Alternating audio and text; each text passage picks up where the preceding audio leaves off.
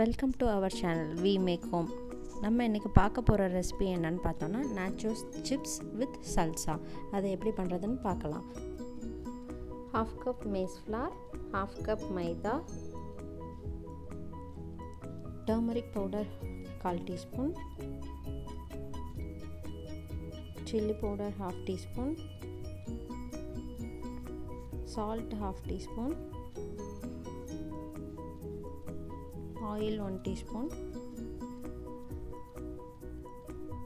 இப்போ எல்லாத்தையும் சேர்த்து ஒரு மிக்ஸ் பண்ணிவிட்டு தண்ணி தெளித்து சப்பாத்தி மாவு பதத்துக்கு நல்லா பிசைஞ்சுக்கணும்.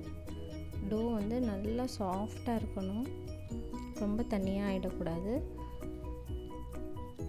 டோ வந்து ட்ரை ஆகாமல் இருக்க கொஞ்சம் ஆயில் அப்ளை பண்ணி கொஞ்சம் வச்சுக்கணும்.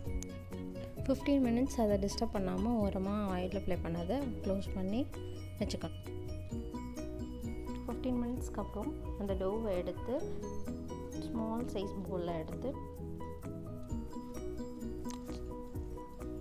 ஃபஸ்ட்டு டஸ்ட் பண்ணிக்கணும். ஆட்டாவோ மைதாவோ வச்சு டஸ்ட் பண்ணிவிட்டு சப்பாத்தி தேய்க்கிற ரோலரில் சப்பாத்தியோட நல்லா ரொம்ப தின்னாக அதை வந்து ரோல் பண்ணி எடுத்துக்கணும். அந்த டோவை டஸ்ட் பண்ணிவிட்டு அதை வந்து ட்ரையாங்கிள் ஷேப்ஸ்க்கு, நாச்சோஸ் வந்து ட்ரையாங்கிள் ஷேப்ஸில் இருக்கும். எட்ஜஸையும் கார்னர்ஸையும் கட் பண்ணிவிட்டு ட்ரையாங்கிள் ஷேப்ஸில் இப்போ நம்ம கட் பண்ணி எடுத்துக்கலாம். நம்ம தின்னாக ரோல் பண்ண சப்பாத்தி டோவை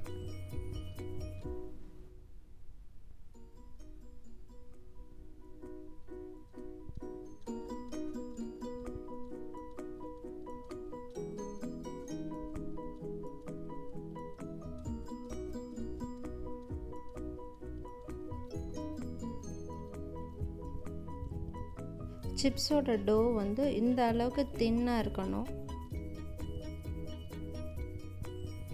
இப்போ ஆயில் வந்து ஒரு மாட்ரேட் டெம்பரேச்சரில் இருக்கணும், ரொம்ப ஹீட்டாக இருக்கக்கூடாது. ஹீட்டாக இருந்தால் கரிஞ்சிடும். இப்போ சிப்ஸை வந்து ஆயிலில் போட்டு டீப் ஃப்ரை பண்ணணும்.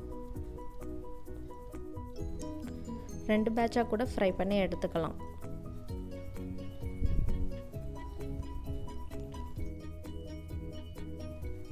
ரெண்டு நிமிஷம் கழித்து ஆயிலிருந்து எடுத்துடலாம். நாச்சோஸ் சிப்ஸ் வந்து ரெடி ஆகிடும். நெக்ஸ்ட்டு சல்சாக்கு தேவையானது 1/2 cup big onion, 1/2 cup tomato, tomato ketchup 2 teaspoons. அதை நல்லா மிக்ஸ் பண்ணிடணும். அவ்வளோதான், சல்சா ரெடி ஆகிடும்.